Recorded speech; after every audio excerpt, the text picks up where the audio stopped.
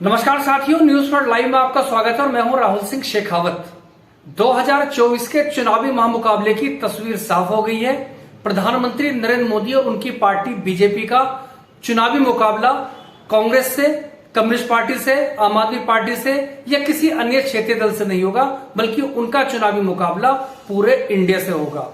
दरअसल बेंगलुरु में विपक्षी नेताओं की एक बैठक हुई थी या विपक्षी गठबंधन की बैठक हुई थी, जिसमें यह फैसला लिया गया है कि जो संयुक्त गठबंधन होगा 2024 के चुनावों के मद्देनजर, उसका नाम अब यूपीए नहीं बल्कि उसका नाम इंडिया होगा। और अगली बैठक मुंबई में होगी, जिसमें 11 लोगों की एक कमेटी बनाई जाएगी जो उस गठबंधन के आगे की रूपरेखा तय करेगी। ये 2024 में एनडीए, जिसका नेतृत्व बीजेपी कर रही है, एनडीए और इंडिया के बीच में मुकाबला होगा। और लालू यादव जो बिहार के पूर्व मुख्यमंत्री हैं, उन्होंने तंज कसा है कि अब प्रधानमंत्री नरेंद्र मोदी के बीजेपी को इंडिया नाम लेने में थोड़ी सी तकलीफ होगी। इस बैठक की बात करें तो बड़ा दिलचस्प नजारा या स्टेटमेंट ममता बनर्जी का था, जो उन्होंने बाद में कहा था कि हम मिलकर लड़ेंगे और हमारे फेवरेट राहुल गांधी हैं। क्योंकि राहुल गांधी आप जानते हैं कि आज की तारीख में एक विपक्ष का आइकन बन चुके हैं और भारत जोड़ो यात्रा जो उन्होंने तकरीबन 4000 किलोमीटर पैदल नापी थी, उसके बाद राष्ट्रव्यापी तौर पर उनकी एक छवि, नई छवि विकसित हुई है। जो पप्पू की छवि थी उसको बहुत पीछे छोड़ आए हैं। ये सब विपक्ष जानते हैं कि राहुल गांधी आज की तारीख में उनकी अपनी यूएसपी है, तो जाहिर सी बात है वो सब चीज इस बात को स्वीकार कर रहे हैं। इसके पीछे पूरी कहानी का खुलासा बाद में करूंगा। पहले एक छोटी सी अपील, अगर वीडियो या कंटेंट अच्छा लगे तो लाइक और शेयर कीजिए और चैनल को सब्सक्राइब जरूर कीजिए। सबकी नजरें बेंगलुरु बैठक पर लगी हुई थी कि आखिर जो विपक्षी मीटिंग हो रही है, विपक्षी नेताओं की मीटिंग हो रही है, इसमें फैसला क्या लिया जाएगा, कौन इस गठबंधन का नेता होगा, इस गठबंधन का स्वरूप क्या होगा और कैसे 2024 में प्रधानमंत्री नरेंद्र मोदी को या उनकी पार्टी बीजेपी को चुनौती दी जाएगी। और दिलचस्प बात यह है कि इस मीटिंग में सोनिया गांधी, जो कि पूर्ववर्ती जो अलायंस था, गठबंधन था जिसकी 10 साल सरकार चली थी, उसकी जो चेयरपर्सन है सोनिया गांधी, वो भी मौजूद रही थी। क्योंकि और जहां तक विपक्षी एकता का सवाल है तो कांग्रेस ने जाहिर तौर पर बड़ा दिल दिखाया है, लचक दिखाई है। क्योंकि आपको मालूम है कि पिछली जो बैठक, पहली बैठक पटना में हुई थी, आम आदमी पार्टी ने अल्टीमेटम दे दिया था कि अगर कांग्रेस दिल्ली अध्यादेश पर अपना स्टैंड साफ नहीं करेगी तो वो गठबंधन की, विपक्षी गठबंधन की अगली बैठक में भाग नहीं लेंगे।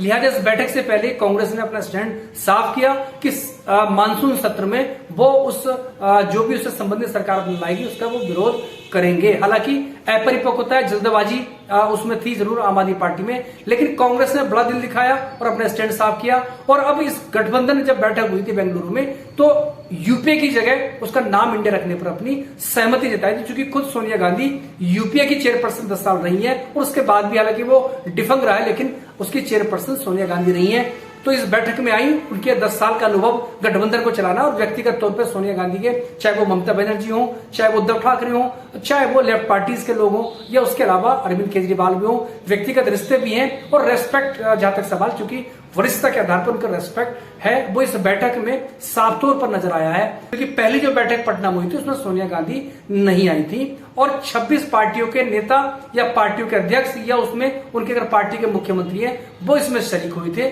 और इस पूरे गठबंधन के स्वरूप को लेकर चर्चा हुई है। उसमें तय ये हुआ है कि अगला जो गठबंधन बनेगा 2024 के लिए, उसका नाम यूपीए की जगह इंडिया होगा।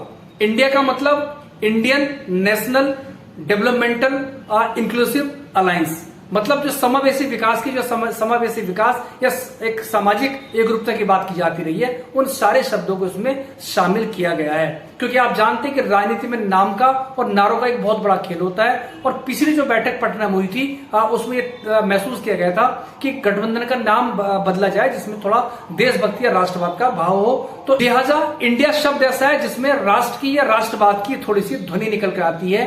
लिहाजा तस्वीर साफ हो गई। बेंगलुरु बैठक कांग्रेस के अध्यक्ष में हुई थी। लिहाजा राष्ट्रीय अध्यक्ष मल्लिकार्जुन खड़गे ने कहा है कि मुंबई में एक तीसरी बैठक होगी जिसमें 11 लोगों की कमेटी या समिति बनाई जाएगी जो इस गठबंधन के जो भविष्य की रूपरेखा है उस पर अपना वर्क करेगी या होमवर्क करेगी। उसके अलावा एक दिल्ली में इसका एक सेक्रेटरीट होगा जो पूरा एक ज्वाइंट कैंपेनिंग के लिए उस पर वर्क किया जाएगा और उसका कॉमन मिनिमम प्रोग्राम है, उसके आधार पर यह गठबंधन चुनाव में जाएगा। तमाम तरह की अटकलें लगाई जा रही थी कि क्या विपक्षी एकता हो पाएगी या नहीं हो पाएगी, लेकिन अब बेंगलुरु बैठक के बाद यह साफ हो गया है कि एकजुट विपक्ष प्रधानमंत्री नरेंद्र मोदी को 2024 में मजबूत चुनौती देगा। और जिस तरह से इस बैठक में जो क्षेत्रीय दल या छोटे दल इसमें आए हैं और 26 उनकी तादाद है, तो उससे साफ है कि बीजेपी के लिए 2024 का चुनावी मुकाबला आसान नहीं होने जा रहा है। इस बैठक की बात करें, ममता बनर्जी इसमें आई है, नीतीश कुमार इसमें मौजूद थे, स्टालिन इसमें मौजूद थे, उद्धव ठाकरे इसमें मौजूद थे, अखिलेश यादव इसमें मौजूद थे, जयंत चौधरी इसमें मौजूद थे, कम्युनिस्ट पार्टियां जो है उनके चीफ इसमें मौजूद थे। और उसके अलावा जम्मू कश्मीर की बात करें तो पूर्व मुख्यमंत्री महबूबा मुफ्ती और उमर अब्दुल्ला भी इस बैठक में मौजूद थे। मतलब राहुल गांधी की जो भारत जोड़ो यात्रा थी, जो तमिलनाडु के कन्याकुमारी से लेकर कश्मीर के श्रीनगर में जाके तकरीबन 4000 किलोमीटर पैदल नापने के बाद खत्म हुई थी, और ठीक उसी तरह का नक्शा या उसी तरह की जो डेमोग्राफी है, जो पॉलिटिकल डेमोग्राफी है, वो इस बैठक में साफ तौर पर नजर आई है। बेंगलुरु बैठक में 26 दलों के नेताओं का या उनके प्रतिनिधियों का शामिल होना इस बात की तस्दीक करता है कि 2024 के लिए वो सब एकजुट हैं और एक साथ मिलकर संयुक्त उम्मीदवार बीजेपी के सामने उतारेंगे। वो किस तरह से उसका फार्मूला होगा वो आने वाली बैठक में बताएगा, लेकिन यह तय हो गया है कि अब एक तरफा चुनाव या मोदी को वॉकओवर मिलने नहीं जा रहा है। और जिस तरह से भाव भंगिमाएं तमाम नेताओं की इस बैठक के बाद नजर आई है, उससे साफ तौर पर लगता है कि मामला या माहौल कुछ बन रहा है। जो तमाम जो वर्ग रिश्तों में थी वो पिघलती हुई साफ तौर पर नजर आ रही है। और खुद मल्लिकार्जुन खड़गे ने कहा है कि कुछ वैचारिक मतभेद हमारे उसमें हो सकते हैं, लेकिन देश के खातिर, इंडिया के खातिर सब एक है, लिहाजा सब ने अपने मतभेद को बुलाते हुए एक साथ एक मंच पर जो तमाम कथित तौर पर नरेंद्र मोदी की सफलताएं हैं या जिस तरह से केंद्रीय एजेंसियों का दुरुपयोग विपक्ष के नेताओं पर या विपक्षी पार्टियों पर किया जा रहा है, उसके खिलाफ एकजुट होकर खड़ा हुआ जाएगा। और 2024 में जनता की अदालत में इंडिया के लिए तमाम जो विपक्षी दल हैं, विपक्षी पार्टियां हैं, वो लड़ेंगी।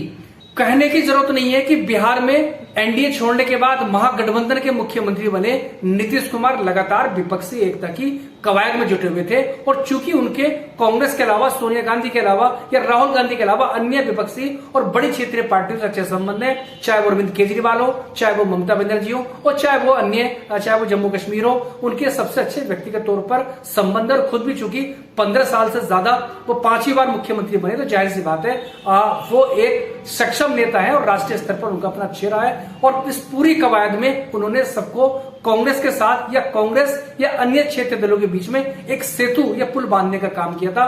और उसकी सफलता पटना में हुई थी, जब जून की 23 तारीख को एक जो बैठक हुई थी, पहली बैठक हुई थी, उसमें तकरीबन 1.5 दर्जन पार्टियां आई थी। उसमें यह तय किया गया था कि दोबारा एक बैठक होगी और वो कांग्रेस उसकी अध्यक्षता करेगी और उसमें जो है आगे की कार्रवाई की जाएगी। तो उसी कड़ी में बेंगलुरु में बैठक हुई थी और सोनिया गांधी का इस बैठक में आना पहले ही तय हो गया था कि इसमें कुछ न कुछ जो है कुछ चीजों पर सहमति बनेगी। वजह ये कि कांग्रेस इस गठबंधन की सबसे बड़ी पार्टी है, राष्ट्रीय स्तर पर कांग्रेस चूंकि राष्ट्रीय पार्टी है और आज भी सबसे ज्यादा सांसद विधायक उसी पार्टी के हैं, तो जाहिर सी बात है उसका अपना स्टेक है।